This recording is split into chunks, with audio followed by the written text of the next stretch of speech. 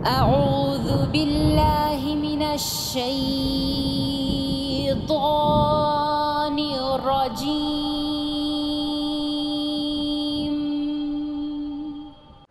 بسم الله الرحمن الرحيم.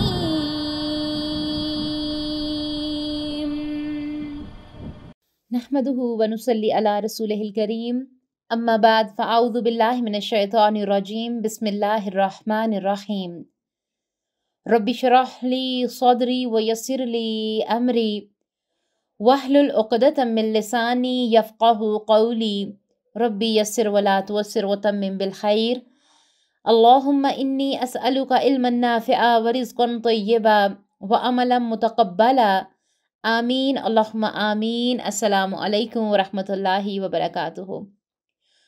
امید اور دعا ہے کہ آپ سب صحت اور ایمان کی بہترین حالتوں میں ہوں گے انشاءاللہ۔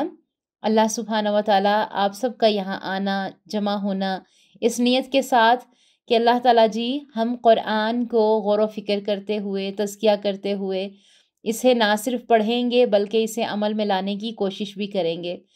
اللہ تعالیٰ جی ہم نے اس قرآن کو اپنی ہدایت کے لیے پڑھنا ہے، اس کے ساتھ اپنی دوستی کو محسوس کرنا ہے۔ ہم نے اس سے اپنی زندگی کے موجود تمام تر مشکلات ہیں، پریشانیاں ہیں، اسے حل کرنا ہے۔ کیونکہ آپ نے ہمیں بنایا ہے اور ہمیں بنانے کے بعد ہمیں یہاں پر اکیلا تنہا نہیں چھوڑا بلکہ ساتھ میں ہمیں کتاب عطا کی، اور اس کتاب کے اندر آپ نے بتا دیا کہ ہم کون سے ایسے کام کریں گے جن کے کرنے سے ہم آپ کی جنت الفردوس کو پالیں گے، ہم آپ کی جنت کو پالیں گے، آپ کی رضا کو پالیں گے، آپ کے دیدار کو حاصل کر لیں گے، اور کون سے ایسے کام ہیں جن کو کرنے سے ہم بھٹک جائیں گے، ہم شیطان کے راہی بن جائیں گے۔ تو ہم نے کیا کرنا ہے؟ اپنی نیتوں کو خالص کرتے ہوئے اللہ کی رضا کو پانے کی، اللہ کی رضا کو حاصل کرنے کی کوششیں کرنی ہیں۔ تو چلیں اپنے لیسن کا آغاز کرتے ہیں سورۃ البقرہ کی آیت نمبر 48، اور یہ آیت یقین کریں کہ ہماری آنکھوں پہ پڑے پردوں کو، ہمارے دل پہ پڑے پردوں کو، تالوں کو کھول کے رکھ دینے والی آیت ہے۔ اتنی غور و فکر والی آیت ہے اور اتنے صاف اللہ تعالیٰ کا اس میں احکام ہے کہ آج تک میں اکثر سوچتی ہوں کہ جب میں نے بھی اس آیت پر غور کیا تھا نا تو میری بہت ساری غلط فہمیاں دور ہو گئی تھیں کہ یہ آیت کتنے سارے سوالوں کا جواب ہے۔ اللہ تعالیٰ نے خود بتا دیا ہمیں، کیونکہ یہ حق ہے، سچ ہے۔ تو چلے ہم دیکھتے ہیں کہ اس آیت میں ایسا کون سا حکم ہے کہ جس پر آج سے پہلے ہم نے غور و فکر نہیں کیا تھا اور آج سے ہم نے کرنا ہے۔ اللہ تعالیٰ سے دعا کریں گے کہ اس آیت کی روشنی میں ہمیں تزکیہ کرنا، غور و فکر کرنا آسان کر دیں ہمارے لیے، آمین۔ آیت دیکھ لیں، اور جب بھی میں پڑھ رہی ہوں کوشش کیا کریں کہ قرآن کو اپنے سامنے رکھا کریں، اور اپنے قرآن سے اس طرح آپ کو دوستی محسوس ہوگی، اور اس کے ترجمے پہ بھی غور کیا کریں۔ تو چلیں اپنے لیسن کا آغاز کرتے ہیں۔ اعوذ باللہ من الشیطان الرجیم بسم اللہ الرحمن الرحیم واتقوا یوما لا تجزی نفس عن نفس شیئا ولا يقبل منها شفاعة ولا يؤخذ منها عدل ولا هم ينصرون۔ اس دن سے ڈرتے رہو جب کوئی کسی کو نفع نہ دے سکے گا، اور نہ شفاعت اور نہ سفارش قبول ہوگی، اور نہ کوئی بدلہ اس کے عوض لیا جائے گا، اور نہ مدد کیے جائیں گے۔ لفظی ترجمے پہ غور کریں۔ واتقوا، اور ڈرو، یومن، اس دن سے، لا تجزی، بدلہ نہ بنے گا، نفسن، کوئی شخص، ان نفسن، کسی سے، شیئن، کچھ، ولا یقبل، اور نہ قبول کیا جائے گا، منہا، اس سے، شفاعتن، کوئی سفارش، ولا یؤخذ، اور نہ لیا جائے گا، منہا، اس سے، عدل، کوئی معاوضہ، ولا، اور نہ، ہم ینصرون، ان کی مدد کی جائے گی۔ یہاں پر غور و فکر کریں کہ یہ آیت، اس کے ترجمے بھی آپ غور کریں نا تو دیکھیں کتنا صاف احکام ہے۔ آپ کو نظر آ رہا ہے اس میں کیا احکام ہے؟ غور و فکر کیا ہے کبھی آپ نے؟ تو چلیں یہاں پر ہم اس کی وضاحت دیکھ لیتے ہیں آیت کی۔ کیا کہا جا رہا ہے؟ اور ڈرو اس دن سے جب کوئی جان کسی جان کے کام نہ آئے گی، یعنی اللہ تعالیٰ نے بنی اسرائیل کو برائیوں سے بچانے اور نیکیوں پر آمادہ کرنے کے لیے قیامت کے دن سے ڈرایا ہے۔ صرف انہیں نہیں ڈرایا بلکہ ساتھ میں ہمیں بھی دعوت دی کہ ہم بھی ڈریں۔ پھر یہاں پر غور کریں، اگر یوم لا تجزی نفس عن نفس شیئا، اس دن سے جب کوئی جان کسی جان کے کام بھی نہ آئے گی، جس دن کوئی قریبی رشتہ دار کام نہیں آئے گا۔ انشاءاللہ ایک دفعہ آیت کی وضاحت دیکھ لیتے ہیں، پھر اس کے بعد ہم تزکیہ کریں گے اس آیت پہ۔ بہت غور و فکر والی آیت ہے یہ۔ اللہ رب العزت نے سورہ زمر آیت نمبر 7 میں فرمایا کہ اور کوئی بوجھ اٹھانے والی جان کسی دوسرے کا بوجھ نہیں اٹھائے گی۔ پھر اللہ سبحانہ و تعالیٰ سورہ ابس آیت نمبر 34 to 37 میں فرماتے ہیں، اس دن آدمی اپنے بھائی سے اور اپنی ماں سے اور اپنے باپ سے اور اپنی بیوی سے اور اپنے بیٹوں سے دور بھاگے گا۔ لائیں آنکھوں کے سامنے سارے اپنے پیارے پیارے رشتے، سب رشتوں سے دور بھاگے گا انسان۔ اس دن ان میں سے ہر شخص کی ایسی حالت ہوگی جو اسے دوسروں سے بے نیاز کر دے گی۔ پھر اللہ سبحانہ و تعالیٰ سورہ لقمان آیت نمبر 33 میں فرماتے ہیں، اے لوگو اپنے رب سے ڈر جاؤ، اس دن سے ڈرو جب کوئی باپ اپنے بیٹے کے کچھ کام نہ آئے گا، نہ ہی کوئی بیٹا اپنے باپ کے کچھ کام آئے گا۔ یقیناً اللہ کا وعدہ سچا ہے، چنانچہ دنیا کی زندگی تمہیں دھوکے میں نہ ڈالے اور بڑا دھوکے باز ہرگز تمہیں اللہ تعالیٰ کے بارے میں دھوکہ نہ دے جائے۔ کتنی صاف اور واضح احکامات ہیں۔ میں اس آیت سے ریلیٹڈ تمام تر آیات کو کوٹ کر رہی ہوں تاکہ اس آیت کو سمجھنا آسان ہو کہ صرف قرآن میں یہ ایک جگہ پر بات نہیں آئی ہے، بڑی جگہوں پر بات آئی ہے۔ اور ہمارے یہ جو غفلت کے پردے ہیں اللہ تعالیٰ کیسے ہم سے دور ہٹا رہے ہیں۔ کیا ہم نے قرآن کو کبھی غور و فکر سے ایسے پڑھا ہے؟ انسان کو کوئی تھوڑا یا زیادہ کچھ بھی کام نہیں آئے گا، وَلَا يُقْبَلُ، اور نہ اس سے کوئی سفارش قبول کی جائے گی۔ اللہ رب العزت نے فرمایا آیت نمبر 48 سورہ المدثر، چنانچہ سفارش کرنے والوں کی سفارش ان کو کوئی نفع نہ دے گی۔ پھر سورہ شعراء آیت نمبر 100، پس اب ہمارے لیے کوئی سفارش کرنے والوں میں سے نہیں، شفاعت اس شخص کی قبول کی جائے گی جس کے بارے میں اللہ تعالیٰ پسند کریں اور جس کی وہ اجازت دیں، یعنی ہر شخص شفاعت نہیں کر سکے گا اور نہ ہی کسی کے لیے شفاعت کی جا سکے گی۔ وَلَا يُؤْخَذُ مِنْهَا، اور نہ اس سے کوئی فدیہ لیا جائے گا۔ اللہ تعالیٰ فرماتے ہیں سورت آل عمران کی آیت نمبر 91 میں، اور نہ اس سے کوئی فدیہ لیا جائے گا، یقیناً جن لوگوں نے کفر کیا اور مر گئے اس حال میں کہ کافر تھے، اور ان میں سے کسی ایک سے زمین بھر سونا بھی ہرگز قبول نہ کیا جائے گا، اور اگرچہ وہ اس فدیے میں دے، یہی لوگ ہیں جن کے لیے دردناک عذاب ہے اور ان کے لیے کوئی مددگار نہ ہوگا۔ اللہ اکبر! ہم کیوں غور نہیں کرتے؟ ہم کیوں نہیں سوچتے؟ ہم کیوں نہیں یہاں پر عقل سے کام لیتے؟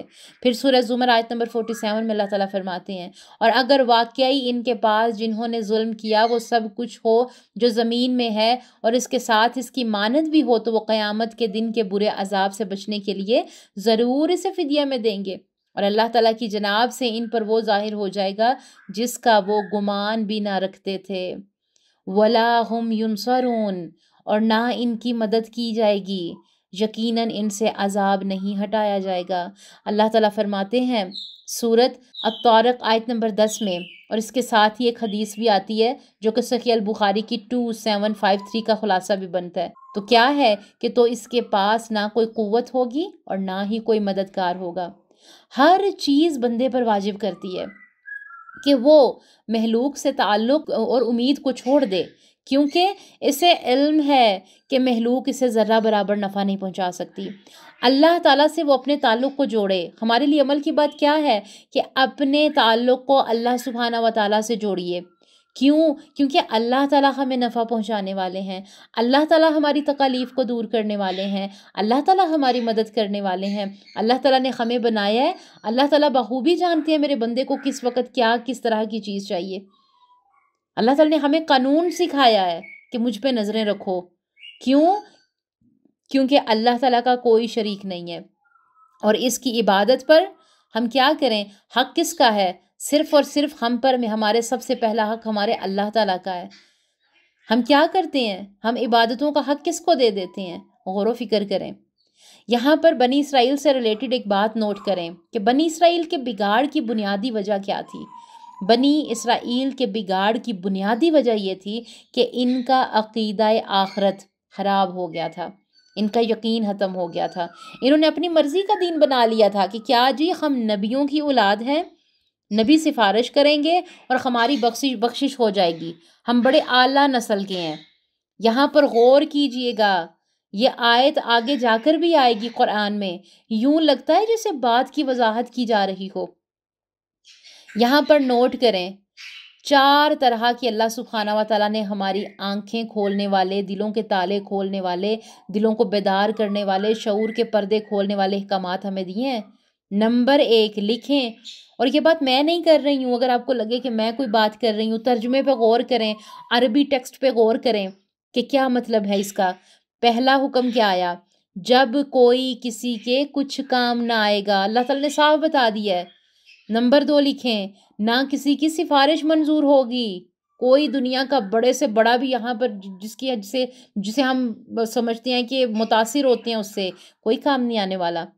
نہ کسی سے کسی طرح کا بدلہ قبول کیا جائے گا، نہ لوگ کسی اور طرح مدد حاصل کر سکیں گے، حجت تمام کر دی گئی ہے۔ تو یہاں پر لکھیں، یاد رکھیں، جب تک ہمارا آخرت کا عقیدہ درست نہیں ہوگا، عمل صالحہ نہیں ہو سکیں گے۔ عام طور پر ہوتا کیا ہے؟ ہم سوچتے ہیں کہ فلاں سفارش کر دے گا، فلاں بچا لے گا، فلاں حافظ بخشوا لے گا، فلاں بگڑی بنانے والا ہماری بگڑی بنا دے گا۔ قرآن کا واضح پیغام ہے، کوئی کسی کے کام نہیں آئے گا۔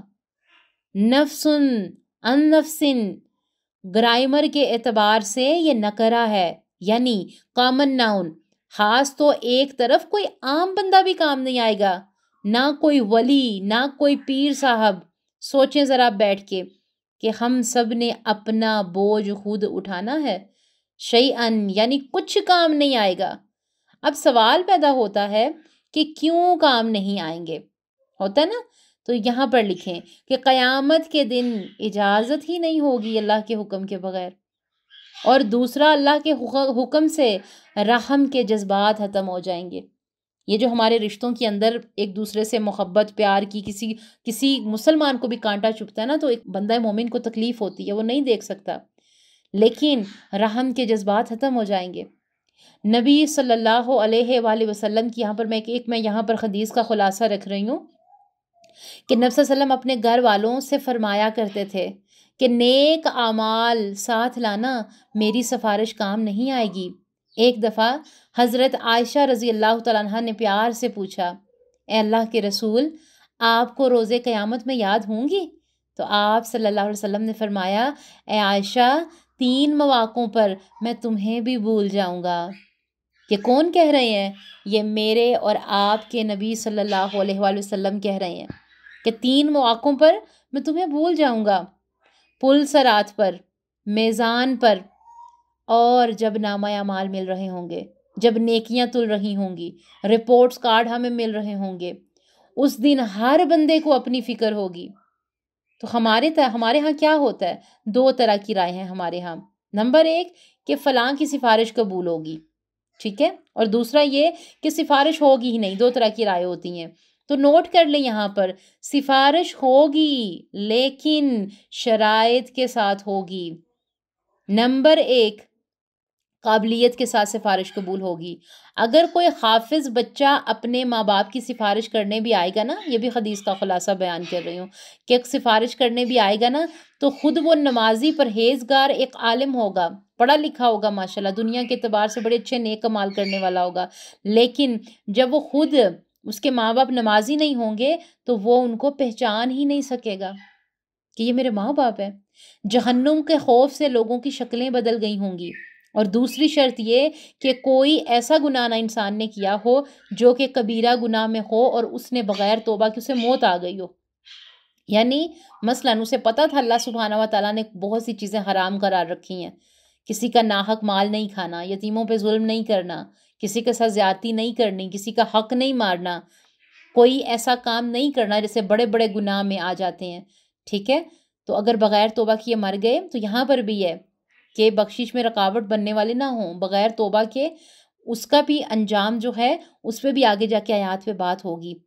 تو اللہ نے سب کا حساب کتاب کر رکھا ہے، آخرت میں سفارش ایک آنر کی طرح ہوگی، رزلٹ آؤٹ ہونے کے بعد کچھ کمی پیشی پر اللہ تعالیٰ کے حکم سے سفارش قبول کی جائے گی۔ ہمارے ہاں عام طور پر کیا ہوتا ہے، بڑی غور و فکر کی یہ بھی بات ہے کہ عام طور پر کیا ہوتا ہے کہ جو لوگ اس دنیا سے چلے گئے ہیں نا، ان کو اتنی خد درجہ عزت دے دی جاتی ہے کہ ہم اپنے اصل فرائض سے بھی دور ہیں، نمازیں چھوڑ دیں کہ پیر صاحب ہمیں بخشوا لیں گے، لیکن دور خاضر کے علماء کا مذاق اڑایا جاتا ہے۔ ایک ایسا انسان جو آپ کے سامنے موجود ہے، آپ کو قرآن و سنت کی دعوت دے رہا ہے اور آپ اس کا مذاق اڑا رہے ہیں، یہ بڑی خطرے کی بات ہے۔ کیوں؟ کیونکہ دیکھیں یہاں پر اگر میں شعور کو بیدار کرنے کے لیے 2-3 باتیں کروں تو وہ غلط نہیں ہوں گی۔ ابھی میں 2 دن پہلے ایک رپورٹ دیکھ رہی تھی، کیونکہ سوشل میڈیا بہت سی چیزیں ایسی شیئرنگ کے ذریعے ہم تک بھی پہنچتی ہیں، تو میں کیا دیکھ رہی تھی اس میں کہ ایک آئی تھنک اسپین سے کوئی عورت ہے اور وہ اپنے بھتیجے کا نام لے کے یا بانجے کا نام لے کے واللہ عالم وہ اپنی وہاں سے یہاں پر لے کے آئی ہیں کیا جی کہ یہ ڈیڈ باڈی ہے اور میرے فلاں پوتے کی ہے، ٹھیک ہے، اور اس کو دفنایا گیا ہے، ٹھیک ہے، دفنانے کے بعد باقاعدہ وہاں پر دوائیں بھی ہوتی رہی ہیں، مزار بنایا گیا ہے، لیکن وہاں کے مقامی لوگوں کو کچھ شک و شبہات کا جو تھا وہ مسئلہ ہوا۔ جب انہوں نے اس بنا پہ تحقیق کروائی تو پتہ چلا کہ اس کے اندر ایک بلہ دفن ہے، جو کہ باقاعدہ میں نے خود اپنی آنکھوں سے دیکھا کہ اس کی ہڈیاں تھیں، اس کی کھال تھی اور اس کے ساتھ قرآن کے کچھ آیات جو تھیں وہ انہوں نے لپیٹ کے تو اس قبر کے اندر بنا کے تو ایک مزار قائم کیا ہوا تھا۔ تو یہ سب کیا ہیں؟ ہم شعور کو کب بیدار کریں گے؟ غور و فکر کریں کہ ہم دین سے کیوں دور ہیں۔ تو یہاں پر غور و فکر کے بہت سے پوائنٹس ہیں جسے ہم نے غور و فکر کے ساتھ ہی لینا ہے۔ تو یہاں یہ بات یاد رکھیں، یعنی ہر شخص کو اپنی پڑی ہوگی، اس لیے آج غور و فکر کر لیں، خود سے پوچھیں اور ذرا سوچیں کہ کوئی کام نہیں آئے گا، دوسروں کے لیے رب کو ناراض نہ کریں، دوسروں کے لیے اپنے اللہ تعالیٰ کو ناراض نہ کریں، اپنے اعمال پر غور کریں، غور و فکر کریں۔ اللہ جب کسی قوم کو فضیلت دیتا ہے، نعمتیں دیتا ہے، اللہ جب کسی قوم کو فضیلت دیتا ہے تو پھر ان کا حساب بھی سخت ہوتا ہے، پھر یہود سے باز پرس ہوتی ہے، اگلی آیت میں ہم پڑھیں گے، اور ہم یہاں پر تو یہود کو پڑھ رہے ہیں نا، لیکن یہاں پر ہمارے لیے عمل کی بہت سی بات ہے۔ اللہ تعالیٰ ہمیں وہ باتیں بتا رہے ہیں جو یہود کے اندر موجود تھیں، جس کی وجہ سے ان کا عقیدہ خراب ہوا، جس کی وجہ سے وہ تکبر میں پڑ گئے، غرور میں پڑ گئے، دین سے دور ہو گئے۔ یہاں پر ہمارے لیے عمل کی کیا بات ہے کہ اللہ تعالیٰ نے ہمیں کتنی نعمتیں عطا کی ہیں۔ آج الحمدللہ گھر گھر میں قرآن ہے، لیکن کیوں گھر میں قرآن ہونے کے باوجود ہم دوسروں سے دعائیں وصول کرنے کے چکروں میں ہوتے ہیں، اور وہ بھی صرف لفظی دعائیں؟ تو وہ ہیں جو آپ کے جب آپ نیک عمل کرتے ہیں نا تو لوگ دل سے آپ کو دعائیں دیں، لوگوں کے دل سے آپ کے لیے دعا نکلے، وہ دعا ہوتی ہے۔ کہہ کے دعائیں لینا کہ پلیز مجھے دعا دے دیجئے، پلیز مجھے میرے فلاں کام میں آسانی ہو جائے، ٹھیک ہے، دعا کا ایک بہت پیارا رشتہ ہے ہمارے اللہ تعالیٰ کے ساتھ، لیکن عمل کی بات نوٹ کریں، وہ عمل کریں جس سے لوگ آپ کو دعائیں دینے والے بنیں۔ وہ عمل کیسے ہوں گے؟ آپ اگر کسی قرآن کی کلاس سے جڑ گئی ہیں، آپ کسی کورس کا حصہ ہیں، آپ کو کہیں سے فائدہ ہو رہا ہے، آپ کا شعور بیدار ہو رہا ہے، تو چلیں لگائیں اپنے ساتھیوں کو، یہاں پر اپنی دوستوں کو لے کے آئیں، دعوت دیں۔ کیوں؟ اگر ان کو بھی ہدایت ملنی ہے نا، تو جب انہوں نے قرآن کو کھولنا ہے نا، تو اللہ کی قسم ان کے دل سے دعا نکلتی ہے، اللہ تعالیٰ جزائے خیر عطا فرمائے میری اس بہن کو جو مجھے سفر میں لے کر آئی تھی۔ ہم کیا کرتے ہیں؟ ہم کہتے ہیں نہیں میں تو اس سفر سے جڑ گئی ہوں، میرے 1-2 راز ہیں میری دوست کے پاس، تو میں تو اسے اس سفر میں نہیں لاؤں گی، کہیں ایسا نہ ہو کہ نہیں میرا کوئی راز کھل جائے۔ اللہ کے بندو نہیں، قرآن کے ساتھ جڑنے سے اللہ عزتیں عطا فرماتے ہیں، قرآن سے جڑنے سے اللہ تعالیٰ دلوں میں وسعتیں عطا فرماتے ہیں، قرآن کے ساتھ جڑنے سے اللہ تعالیٰ رشتوں کو جوڑتے ہیں۔ یہ غلط فہمیاں دور کر دیں، بلکہ حریص بن جائیں، خود بھی نیکیاں حاصل کرنے والا اور دوسروں کو بھی اس کی طرف لانے والا۔ انشاءاللہ کل کی آیت میں ملیں گے، وہاں پر بھی غور و فکر کریں گے، بہت خاص آیات ہیں یہ، بالکل ان کو مس مت کیجیے گا۔ اگر ہم نے بنی اسرائیل کی ہسٹری کو پڑھ لیا نا، یہود کو پڑھ لیا، تو یقین کریں سورت البقرہ کیا ہے، کیا کیا خزانے رکھتی ہے، آپ اسے ہی پڑھ کے کہیں گی کہ اللہ اکبر، یا اللہ تیرا شکر ہے تو نے مجھے سفر کے لیے چن لیا، یا اللہ تیرا شکر ہے میں تو غفلتوں میں تھی، یا اللہ تیرا شکر ہے میرے تو اندر بڑی بگاڑ بنے پیدا ہو گئے تھے۔ تو کیا کریں، اپنے اللہ سے رشتہ مضبوط کر لیجئے۔ اللہ تعالیٰ ہم سب کو غور و فکر کرنے کی توفیق عطا فرمائے۔ اللہ سبحانہ و تعالیٰ ہم سب کو قرآن کے ساتھ جڑنے والا، اس پر عمل کرنے والا بنائے اور عمل کے ساتھ دوسروں تک پہنچانے والا بنائے، آمین۔ انشاءاللہ کل کے لیسن میں اگلی آیت کے ساتھ اس کا رب دیکھیں گے، تب تک کے لیے اپنا بہت خیال رکھیے۔ اللہ تعالیٰ آپ سب سے راضی ہوں، اللہ سبحانہ و تعالیٰ آپ سب کے علم میں اضافہ فرمائے، اور اللہ تعالیٰ مجھے بھی حق اور سچ بات کہنے کی توفیق عطا فرمائے۔ جو خیر ہے اللہ تعالیٰ کی طرف سے ہے، جو کمی ہے، جو یہاں پر کوئی چھوٹی سی بھی غلطی ہو جائے وہ میرے اپنے نفس کی گناہ کی وجہ سے ہے، جس کے لیے میں اللہ تعالیٰ سے معافی طلب کرتی ہوں، اور آپ سب کی میں شکر گزار ہوں کہ الحمدللہ آپ اتنے پیار سے، محبت سے وقت نکال کے اپنے قرآن کے ساتھ جڑتے ہیں۔ اللہ تعالیٰ آپ سب سے راضی ہوں، آمین۔ ربنا تقبل منا انک انت السمیع العلیم وتب علینا انک انت التواب الرحیم، آمین اللہم آمین۔ السلام علیکم ورحمۃ اللہ وبرکاتہ۔ ربنا تقبل منا انک انت السمیع العلیم۔